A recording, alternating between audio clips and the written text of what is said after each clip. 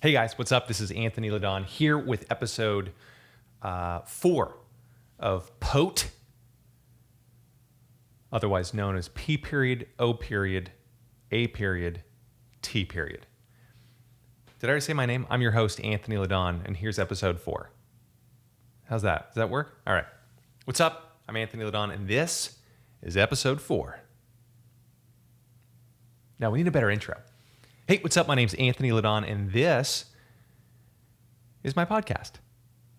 I think right now would be a great time to have some branding, like a little video or something, or some audio playing in the background, so we can hear what's going on and kind of like make sure it's the same intro every single time. But alas, we don't have that, so we're not going to be doing that right now. What's going on? It's Friday. I'm actually excited for the weekend.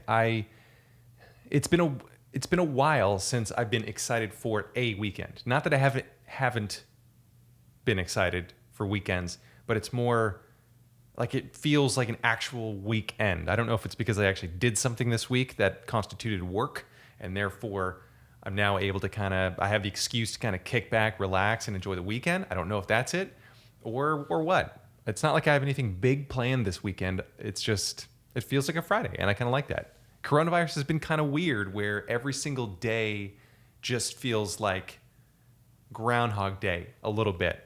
Days are almost meaningless. Time doesn't make a difference. You can wake up, go to bed whenever you want. I mean, I'm assuming you don't have to be on Zoom chats all day, every day with people, which I know are popular. I'm curious to hear what you have experienced in this whole thing out there, dear listeners and viewers. But, actually, just a quick announcement. So I'm actually recording video of this as well, and you guys seeing me right now already know this. But the video is going to be available, I think, at least on my YouTube channel, and I'm creating a Patreon channel here shortly. It'll be patreon.com/Anthony Ladon. That's one way you can help me keep this whole thing ad-free, which is my intention, because Anthony's got to eat at some point, and this is work. So anyway, I'm forthcoming. There is an early adopter, lower tier, if you'd like to join that on patreon.com/Anthony Ladon. It'll be great. It'll help me actually create cool videos like this and do more stuff. I'd like to get into more videos about lifestyle design, a lot more about cooking, kind of how-tos, living in a small apartment in Manhattan, how we do things here. Maybe even bring my wife on, do a little bit of a chat, maybe bring back our old 5 at 5 show. Who knows? For those of you who aren't familiar with that, 5 at 5 was an idea that I think my wife came up with it, and it was 5 minutes at 5 o'clock, just her and me having a cocktail, chit-chatting, and then we whittled it down to 5-minute episodes. And it did pretty well from our perspective. People seemed to enjoy it, which was nice. And it's still available on my YouTube channel, youtube.com/C/Anthony Ladon. So check it out. Would love to have you watch that, I think. I don't know. We'll find out. All right. So back to the listening here. What's going on? So my wife and I actually went out to a restaurant. Was it this week? Last week? Next week? I don't know what day it was. It was not today. I know that. And it was fun because it was like the first time we'd actually been out and about doing something in a long time. And I don't know what caused it. I think just a little bit of stir craziness, which doesn't happen that often, contrary to what I would imagine. But we had a little bit of stir craziness and decided to take our little Palm for a walk. Found out that one of our favorite bars had closed. They had been open during coronavirus, but they have since closed because the city opened up a shelter right next door in the hotel, and I guess the staff felt unsafe. I think I may have mentioned that. I can't remember. Oh, well. But anyway, the city opened up a shelter right next door. The staff felt unsafe being a bar right next door to that. I don't know actually why, but they shut down, which is a shame because it was a great bar. Treadwell Park was the name of it. And I think they have other locations in Manhattan, but we will miss them at least until this whole thing's over and they can get back to business. But instead of that, we went to another bar outdoors, Della Nima, fantastic Italian restaurant in the Gotham West food hall in Manhattan. And then after that, we went out to another restaurant with outdoor seating, and it was so much fun. But my big question is how, I'm tipping more during coronavirus, and it feels good. Like it's tough on everybody. This is maybe some way that I can help a little bit, tip a little extra. I'm not going to go do one of those $1,000 tip things. I saw that in the news a couple of weeks ago. Somebody tipped $1,000, and that's great. That is definitely not me. Not me at all. So, not that I wouldn't want to. It's just that I can't. And also, I don't know. That's kind of weird, tipping $1,000. What am I saying? I can't go tipping $1,000, so I shouldn't even be knocking the guy or gal who did that. But I did not tip $1,000. But my big question is, I'm tipping more now. How long is this going to go on for? How long are we going to be tipping a little bit extra as kind of like hey, I know it's tough out there. Here's my way to help. At some point, it almost feels like the restaurant industry might be prolonging the pandemic just to extract larger tips from people like me. I don't mean to sound all conspiracy theorist, but I think it's very likely that they're enjoying the extra 10%, maybe instead of 20% tip, I might give 25 or maybe even 30 in some cases, round up, that kind of thing. I don't go out that often during the pandemic, but on the once a week, I might. I've been tipping a little bit extra. But I don't know how long is that going to last, and maybe what's the cutoff date? We end up, it's 2 years from now, let's say everybody's vaccinated, the virus is just about gone. Maybe there's a few people still kind of wearing masks or something because they're a little bit afraid. But, and then how do you gradually lower the tip? Because it's nice, I think, from the waitresses or waiters' perspective to get a bump in a tip. Maybe they're seeing, oh, wow, these people are kind of nice. They're tipping a little bit extra. This is great. But then to take that away, that's going to be painful. Especially if it goes on for a year, maybe 2, I don't know. But that's going to be weird. Imagine, maybe it's offset by the fact that there'll be many more patrons out there eating and drinking. So maybe that'll help offset the pain a little bit. I don't know if I've actually never worked in the food service industry outside of an old folks home when I was in high school, and they didn't tip at all. Mostly because it was pretty terrible service, and we were not good. But we set up the dining room and everything. We were learning, and I spilled soup on some lady more than once. Same lady, but she probably doesn't care now. She's probably not around now. But where was I going with this? Oh yeah. Tipping extra people. Oh yeah, I'm not going to go pretend I know how a waiter or waitress thinks, or bartender, and more likely in my case, that if they care so much about the tip, but they might. And if they do, I don't know how it's going to be at the end of COVID. Like when we hit the end date, they're going to get a little decrease in the per patron tip, the PPT, but maybe it'll be offset by more P's. So the PPT is lower, but if P is higher, then it's a math problem. So then that's beyond my purview. My wife and I are considering ordering art, and it's hard. Let me tell you why. I don't know how big is big enough, and how big is too big. Now, I should probably say that it's my art. I take pictures, and I've printed out a number of them in my home. And we've done small versions. I've printed up small versions because I was kind of feeling around a little bit. Before this, our walls were almost completely barren. And I started adding a few small prints to the home. And it was kind of cool. I liked it. And then all of a sudden, she said, hey, how big can we get those? And my little heart pretty much exploded when she said that. And I said, oh, pretty big. And then, but now we got to figure out, well, how big? How big is too big? It's going to go above our couch. Actually, if you're watching this video, it's right behind me. It will be going up there. We already picked out the picture. It's a shot of Acorn Street in Boston.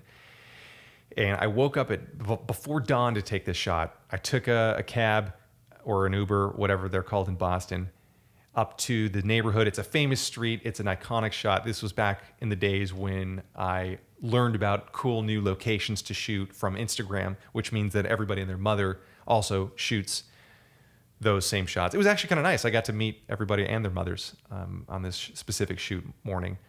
But anyway, I woke up pre-dawn, had a cup of coffee. It was nice. There was nobody out there. It was just me, and it was trash day, so there's some trash on the sides. But it was just me, my coffee, and utter silence, and it was so nice.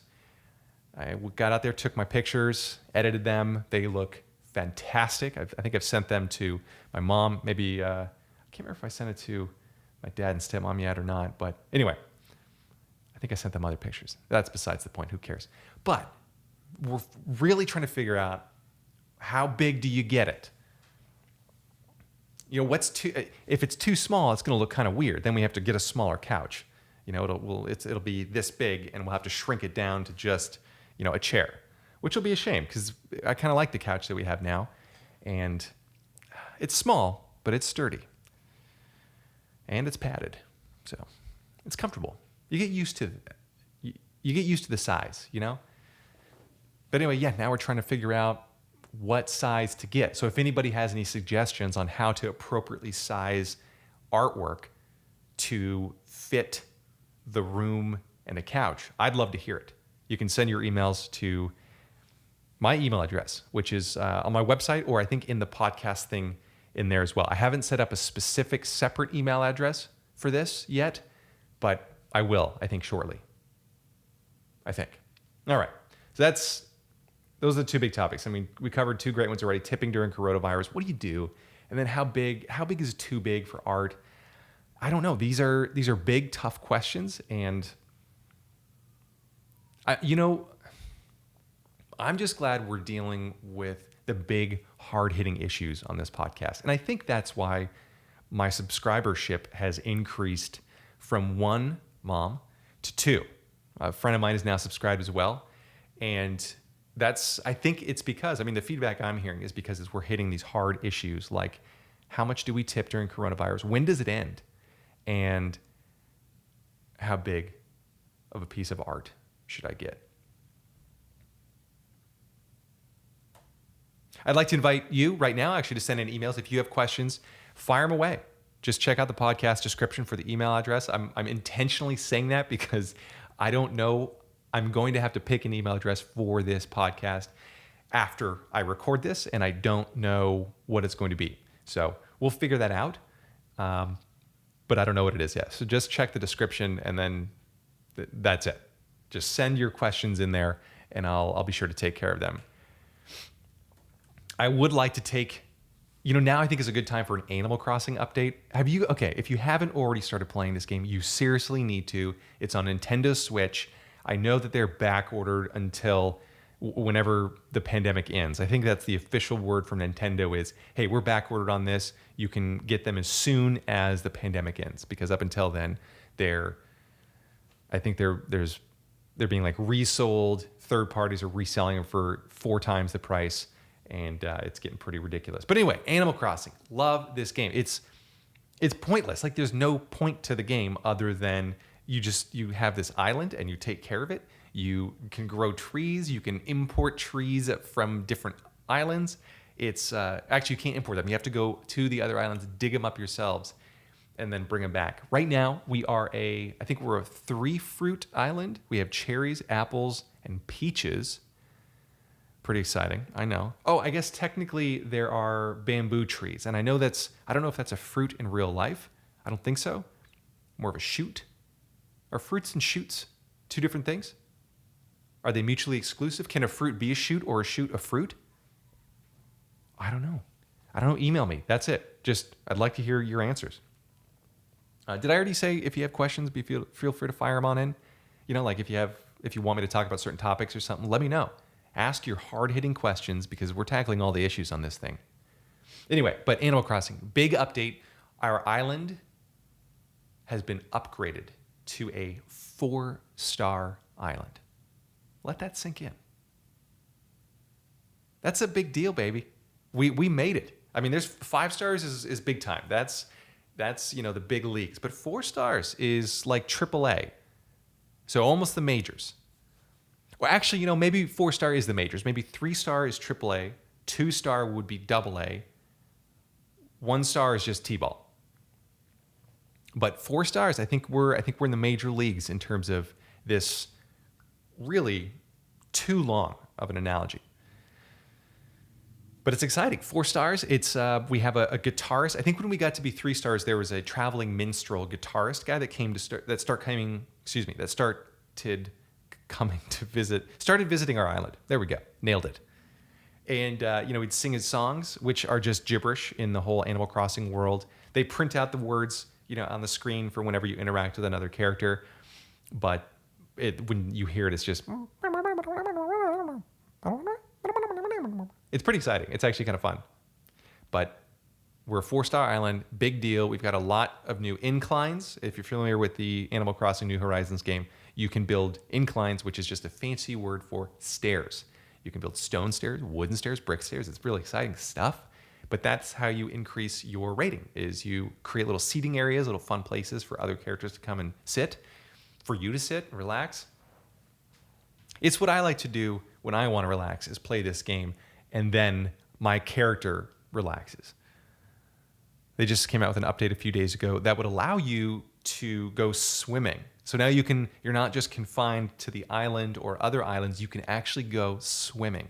And then you dig for stuff. It's actually more exciting than real life, I think, is where I'm going with this. When real life is just too boring, you can't get outside, you can't do anything. Animal Crossing allows you to not get outside and not do anything in a console game. Actually, you can get outside in the console game. You can also go inside. You have your home. It's like a little Harry Potter home where it's like this tiny little shack, but then inside it's a friggin' mansion. It's amazing.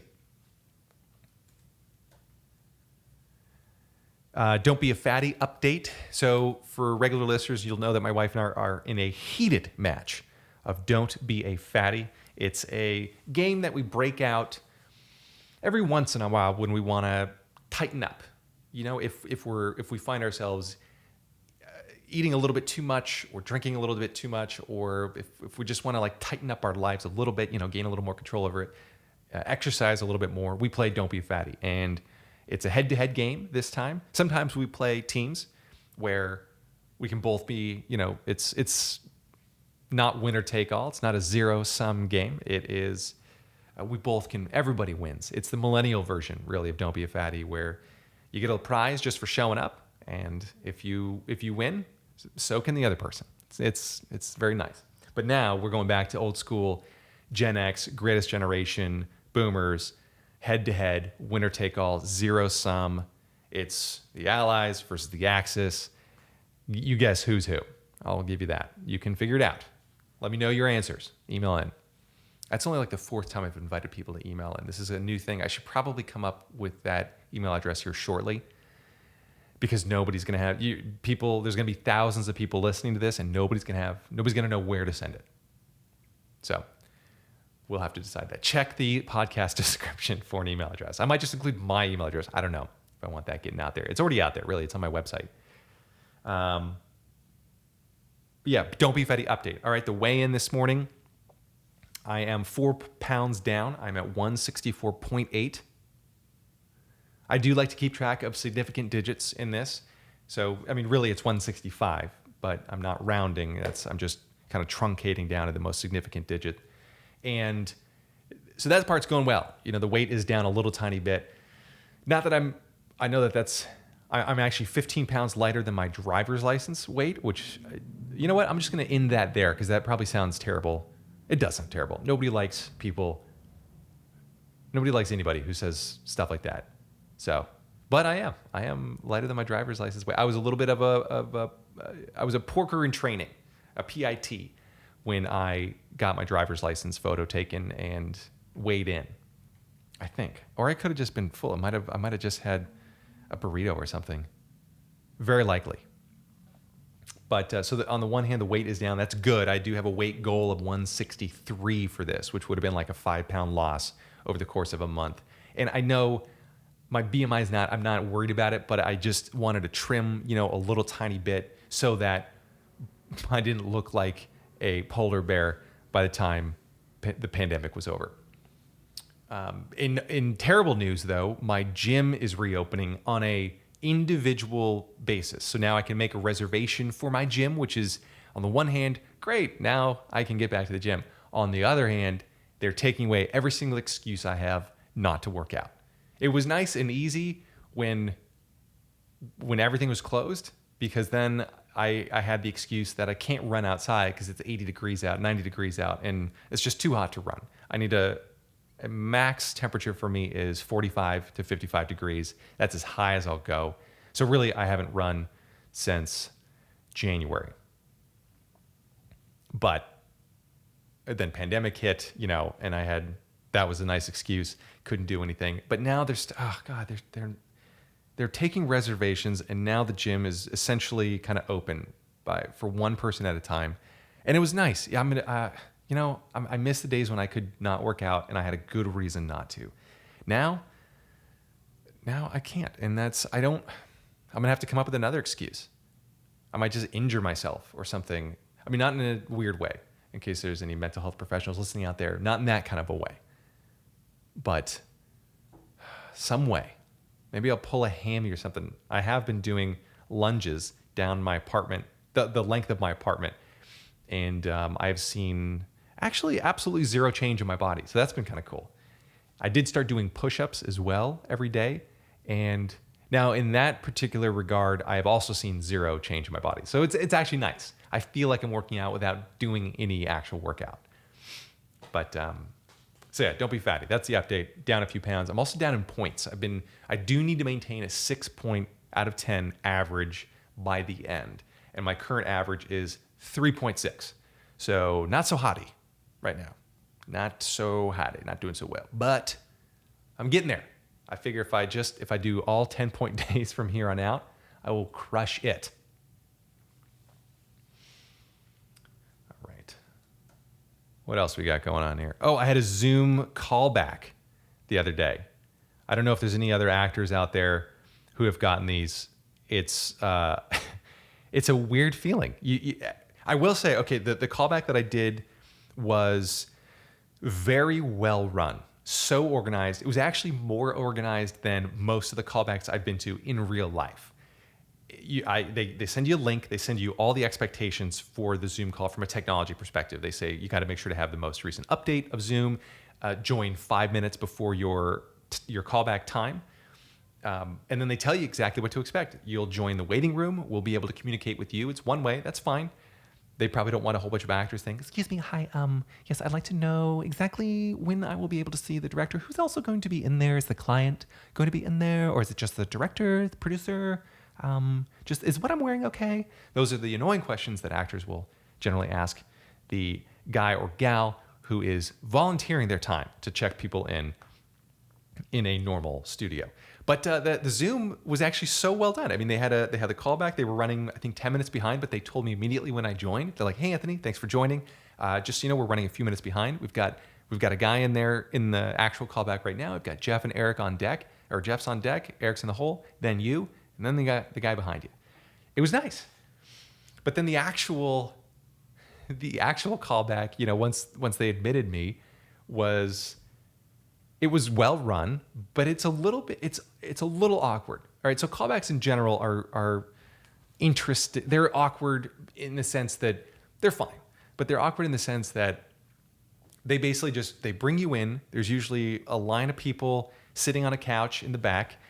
Usually the director is either standing or they're doing the directing. There's an assistant saying, "Okay, stand here, go ahead and slate your name," which just means say your name, your representation. And then the director takes over and says, "Do this, do that, the other thing." And then it's usually clients, maybe somebody else from the production company in the back, just either laughing or frowning. In my case, it's generally frowning. But in the Zoom thing, they had the exact same thing. They had the row of people up at the top. Most of them had their own video turned off, because why would you have video on if you're just not wearing pants and you want to see all these people do weird stuff? But then the director just says, "Okay, good, do this. Can you do it again, but maybe don't suck so bad? And then, okay, we'll do it one more time and maybe do it a little bit better." Or they, ask you to do different things. But it feels weird because in this case, there were, a couple of people had glitchy they had glitchy connections. So, one person would say, all right, can you do that, but do it a little more subtly? And then immediately someone would come on and say, hey, can you do that, but do it a little more over the top? And it kind of felt like felt like I was in a private room giving a lap dance to 5 different people, and they each wanted something different. No, take it off. Actually, no, put it back on. It's like, who am I going to talk about my kids with? Or who am I going to tell, I'm putting myself through college and this is just a temporary gig? I didn't know who to look at, But it's fun. I didn't get the call, so I don't think I booked it. It was on a Friday. Oh, no, today's Friday. No, today's Saturday. Whoops, I'm way off. Today is Saturday. Yeah, I didn't get the call back on Friday, so I'm assuming I didn't book the gig. But it's fun. I hope to do many more of them. The people were super nice. They were very helpful, very, well organized. I'm mostly saying that in case they're listening, but it's also the truth. All right, so I'd like to take a minute to review some of the COVID purchases so far, and let's evaluate them. So the first one that I'm going to talk about, I'm reluctantly excited about, and I'll explain. It is a juicer. I know. Please start judging now. I am. I continually judge myself, and I hate myself for liking it. But the deal is, I like it for different reasons than I think a lot of people do, and I think that's the important thing. I like it. So I think a lot of people like juicers because they believe in the vitamins and the juices, and they're on some weird kinky diets where they only do juices and stuff. If you're doing that, great. I think that in general, people who do diets and stuff can't control their eating in the first place. And so that's the only way that they're able to figure out and get a grasp on their intake of food, like the people who do gluten-free and keto. I think you're doing that because you can't control your own food and your own intake. I mean, more power to you. If you enjoy it, great. I'm glad you found something that works for you. But I would just much rather eat a little bit less of everything than limit myself to just 1 or 2 things. It's no surprise you lose weight when you're on weird diets because you can only eat scrambled eggs, and that's the one meal you can have, and beans. Great. Nice. Yeah. But okay, so anyway, and the juicing thing, it makes sense that you lose weight because you drink liquid and that's it. But good for you. So anyway, I'm really setting this up so that I'm judging those people very harshly because I judge myself for having a juicer, but my only excuse for not, I'm losing myself here. I don't know if this makes any sense, but I don't like it for those reasons. And I think that's important to call out. I like it for the culinary reasons. It completely opened up my world to a new set of things that I can make. And it's so exciting. I can now use juices in things instead of buying an actual, a plastic bottle full of carrot juice. Now I can just juice a bunch of carrots, and it is the orangest orange I have ever seen in my entire life. And it's so exciting. Celery juice is super tasty. I don't care about the health benefits. A little glass of it in the morning can be kind of nice. And that's it. And my skin isn't glowing because of it. I'm not sprouting wings or anything. I haven't regrown hair. Well, I haven't lost any hair. So that's the important thing. But yeah, I like it for that. I've juiced so many things, and it's so much fun. I juiced corn, which was cool. Just you cut it off the cob, juice the kernels, and you end up with corn juice. And I boiled it, and it turned into like a pudding, and it was cool. That's the thing I get super excited about. I don't care about smoothies. I don't care about juice blends or cleanses. Nothing like that, unless it tastes good. And then I'll still have a steak right afterwards for breakfast. But yeah, a juicer has been so much fun. What's the craziest thing I've juiced, you asked? Good question. Let me think. I mean, I did the standards. Kale was, it was tasty. It was very bright, vibrant green. I liked that. Carrots, I think, were the coolest color, though. That was the most exciting revelation, was juicing a bunch of carrots and then seeing how cool and orange that is. What else did I juice? Oh, ginger. Oh, that's right. So that's where I'm going with this. Ginger has been my absolute favorite thing to juice because I'll juice like an entire hand of it and then mix it with 50% sugar by weight. So, if you have 100 grams of ginger juice, you'll mix in 50% or 50 grams of sugar, and it's ginger syrup. And now I use that in tons of cocktails. You can find them all on my website. The Smoky Barista is the newest one. And my wife and I have just been pounding those.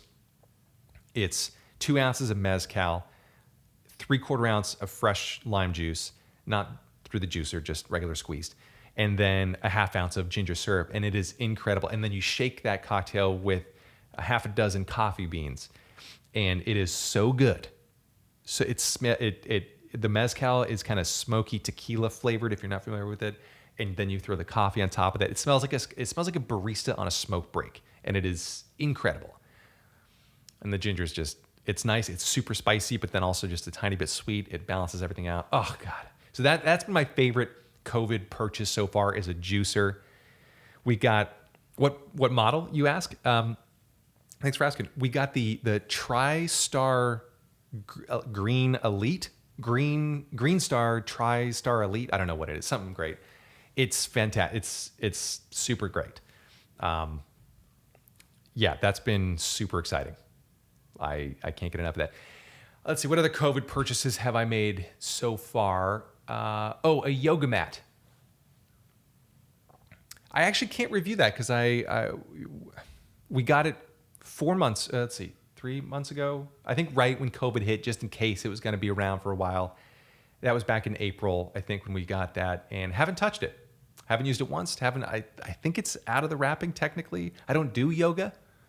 I don't like it. I did it once on a towel in front of a room full of women, and I was the only guy, and I was a sweating mess, but I couldn't show that I was also trembling at the same time. I couldn't let them see. You can't let them smell fear.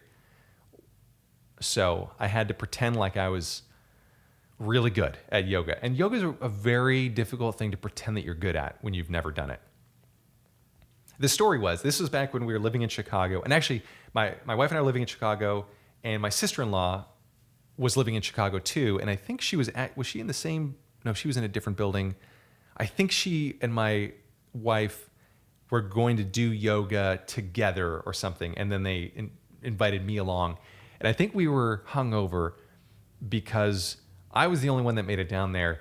And that was fun. That was a terrible ending to that story. That wasn't even a good story to begin with. So maybe I'll have to cut that out. But yeah, it was great. I did yoga once. But anyway, I haven't done it since. So if you're asking, what's I can't really review the yoga mat. That'll be a tough one. So yeah, let's see. Those are the two things. Those are probably the best and worst purchases so far during COVID. I've been ordering a lot of books. My wife and I started a book club for the two of us. We're reading a brand new book by Haruki Murakami. Oh no, is that the name of the guy? Oh, I should look it up. It's my friends Jason and Sophie. I think they mentioned this author several times today. But I think it's one of their favorite authors. But it's very surreal. It's a novel. It's fiction. But the tone is very kind of surrealist. It's almost like being in a dream kind of. But it's really cool. I'm not a big fiction guy. Like I don't. Besides Harry Potter, and the occasional sci-fi occasional sci-fi. But it's a pretty. Like I just find myself. I keep turning the pages. I don't know why. I like it. So maybe this will get me back into it. I have been reading a bunch of nonfiction too. Picked up, Enlightenment Now is one of my favorite books of all time. If you haven't read that by Steve Pinker, you should definitely pick it up. I heard about it originally from Bill Gates' blog. It was one of his favorite books of all time, I think. And it's actually, I would highly recommend reading this book, especially during COVID, because all the news is doom and gloom. It's scary out there. It seems like everything sucks. But reading this book will help remind you that not everything sucks. And hopefully this is just a blip. And even if it's not a blip, in the grand scheme of things have been getting so much better for so long. He tackles, it basically looks at life on so many different, through so many different lenses. Everything from the average number of hours worked in for household chores, to the women's education around the world, to access to birth control, that kind of stuff. Like basically all these different things, whether you like them or not, I don't care. But in every metric, things have been getting better. And so it's nice to read stuff like that. If you don't, it is a great book. It's so well written. I think it's a little bit long. Like if you're not really into nonfiction, it's fantastic. I think it's highly interesting. But just in case you want a shorter version to get the same feel, I would recommend Factfulness. I think I also heard about that one from Bill Gates, but Factfulness is kind of the same idea. It's like, hey, things aren't as bad as you think, and they're getting better all the time. So it's granted they were written a year or two before COVID, so they might say, hey, things do suck, but it's even in light of all that, it's good to read that something out there is getting better, that the world is not as scary as the news makes it out to be. Oh, let me talk about that for a second. Let me just make a note to myself. Books, Enlightenment Now, and Factfulness. Oh, and what else? Oh, the Haruki book. Haruki Murakami. Okay. So I mentioned on this podcast before, I got off social media and I've never been happier. I got off of Instagram, deleted my entire account, haven't even thought about getting back on. And it is the best I've ever felt. Twitter, same thing. It's a cesspool, out of there. Facebook, trash for trash people. I'm done with it. It feels so good to be disconnected from all that. Now so that's social media. Now what about the unsocial media? And specifically the media, and that's news. And I've broken this several times and I have checked it, but I realized, and my wife and I were talking about this last night. Also, quick aside, does it matter when people preface their stories by saying, oh, I was just thinking about this the other day? Nobody gives a shit. Nobody cares. Nobody cares. Nobody wants to know when you were thinking about it. Just tell me the thought. In fact, actually, don't tell me the thought, because it's probably going to be lame anyway. Just turn around, go away. But yeah, so my wife and I were talking about this last night, and how, for instance, so on social media, when I was on Instagram, I was really into landscape photography. So my entire Discover feed and a lot of my regular feed would be just landscape photographers, and all the pictures looked the same. But I mentioned earlier in this podcast how that's the reason I went to Acorn Street in Boston, was because I'm like, oh, here's an iconic place to go. I saw all these other people shooting there. I should go there too. But you get this kind of like group think. Everybody's on the same page. Like, oh, I have to go there. That's where all the special. I'm not a successful photographer unless I get to that one place and take that one shot, and it's gonna be perfect. No. Without that, if I hadn't used Instagram to find a location to shoot, I would have just wandered around, maybe asked a local or something, maybe asked the gal who was serving me my cannoli. Come on, that's the best way to do it. Anyway, or a better way to do it. But where was I going with this? My wife and I are talking about this. Oh yes, that's the social media. Your world is like, my world is really informed by where I spend my time and where I give my attention. And I was giving it to the social media things, like where to take pictures, and it's all the same stuff. And that was the extent of my world. And then I think there's a corollary on the media side of things too, where it's if all you do is read the news, and you might diversify your news a little bit, but I think you're still getting only what they think is important. And yeah, a lot of times it's good, but a lot of times it's just, here's what Trump tweeted. We get it. Or here's the latest in the protests or whatever. I don't know. It's pulling back from that. Then you start to get information in different ways. I've now made room. And granted, I was like all over the news yesterday and the day before, so I haven't been great at this. But as I slowly get better at this and kind of stepping away from the news, it feels so much like I feel like I'm reclaiming space in my mind for my own thoughts, for the thoughts of people who've taken the time to write a book about something, or even a magazine article. Like, they just take time, and it's not reactionary. I know I talked about this last time, but it's been actually really nice just to think a little bit more, to create stuff like this. So that's unsocial media. I don't know. I'd like to experiment more with that, and I don't like, what am I actually getting out of checking the news? Like it's not changing my life in any way, shape, or form. It's just making me mad, making me angry. It's, I think one could argue that maybe come the election time, right? That's an important time to inform yourself. But I almost don't care what's going on now, contemporarily, during the time of the election. So basically, come November, I'm probably not going to care too much about what went on in July. I'm going to inform myself at that time. I know that's just me. Different people have different ideologies and how they want to spend their time and energy. That's fine. But politics is something I'm interested in, especially because it affects us all. But I don't care right now. Who cares what he tweeted? It's not going to change my life. It's not gonna make me a better or worse person. It's not gonna be a better person to comment on it. I'm not gonna call up my friend and say, "God, did you hear what happened? Boy, it's crazy, right?" Now go do something with your time. Go create something.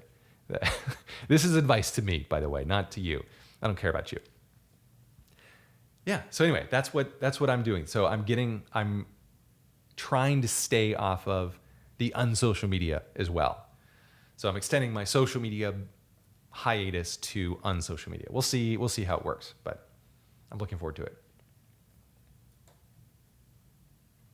I tried fake meat recently, and I've tried it a few times. And honestly, I don't know what the big deal is. It's not great. I think if you can't have meat, you should try some other stuff. Try beans or something else. But it seems weird that we're really trying hard, that people are really trying to shoehorn vegetables or beets or whatever, I don't know, I can't remember what they are making the fake meat out of, into a meat product. The first time I had it, I think it was at a Qdoba on a road trip in the Midwest. And I saw that they had the fake meat. I think it was Impossible. Actually, I don't know who Qdoba was using, but it was fake meat. And I'm like, can I give that a shot? And it tasted really sweet. And it tasted kind of like grunt. And I asked the guy, I'm like, what's the appeal here? And he said, I don't know. I don't get it. I don't like it. It tastes really sweet to me. And granted, we were in Nebraska, so it was corn. It was cow country, but I don't get it. Just why not just go beans and rice on your burrito? Like, why do you need it to look like it? Although, okay, I did have a vegetarian hot dog, and it did taste better than the meat at Qdoba, the fake meat at Qdoba. And maybe if you're trying to have like a dog shape, like you're at a barbecue, whatever, maybe it's nice to have it in that same format so that you can shove it in your face like a hot dog the same way as everybody else. It's like, I guess having beans in that case would almost be like ordering orange juice at a bar if you don't drink, as opposed to ordering non-alcoholic beer or, some of the newfangled mocktail type things out there. Oh, speaking of which, oh man, hold on, I gotta make a note here. Mocktails. Did I already talk about this? Yes, I've been experimenting a lot more with mocktails. Been super good. I'm putting the recipes on my website. I won't take a whole bunch of time here to talk about it, but they have like fake tequila now, which is super tasty. They actually use, the one I tried they used like black peppercorn to kind of mimic an alcohol burn. So it's like got a little bit of spice to it. And they put a little bit of smoke in there to kind of give it a tequila-ish flavor. But yeah, super tasty. I'm getting into mocktails. I mean, I'm not going to stop drinking altogether, but sometimes it's kind of nice to do one less or maybe switch to mocktail or something. Oh man, I don't know. Maybe I'll talk about that more in a different episode, but I've really been enjoying that. I have found it, I may have talked about this before, so stop me if I have, but I found it difficult to be creative during COVID and quarantine and all that stuff. And I think talking to my wife and other creative friends, other artists, they're having difficulty too. And I don't know, I think the thing, it's almost like when all the inputs are shut off because you can't go outside and do stuff. I mean, you can in a little bit more, but there's a lot of turmoil and a lot of things in the news. So basically like everything is kind of doom and gloom and bad. And it's tough to kind of claim space to create creative stuff, creative things, or to create in your own way. Anyway, where am I going with this? what I've been trying to do is just force myself to write every single day, regardless of whether it feels good or not.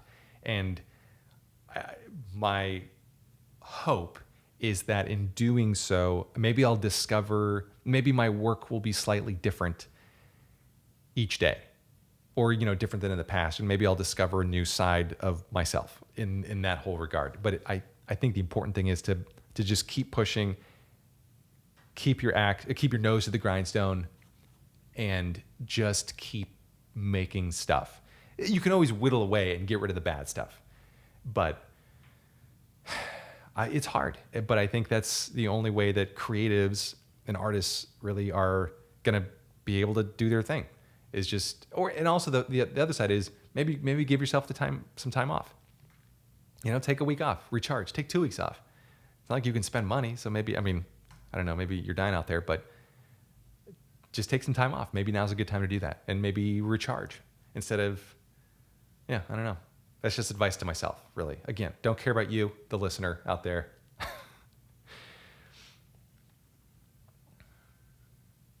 Yeah, it's. I think the analogy I was thinking of was like if I were an old timey 49er, sifting for gold, I would have. Sometimes you'll sift and you'll just get dirt. Other times you'll sift and you'll find gold. But the point is, you need to keep sifting. Is that the verb, by the way? Is it sift? I don't know. I gotta find out. Because if you're not sifting, then some other weird old toothless 49er's gonna come by and steal your mule. That's I think the lesson here is, don't let somebody else steal your mule. I would love if that was a typo and it was supposed to be muse or something in my notes, but it definitely was mule. And I don't know if that was really funny. I don't know if there's anything there, but we'll find out. I don't know. We'll have to listen to this, and I actually won't do that. I'm not going to re-listen to this.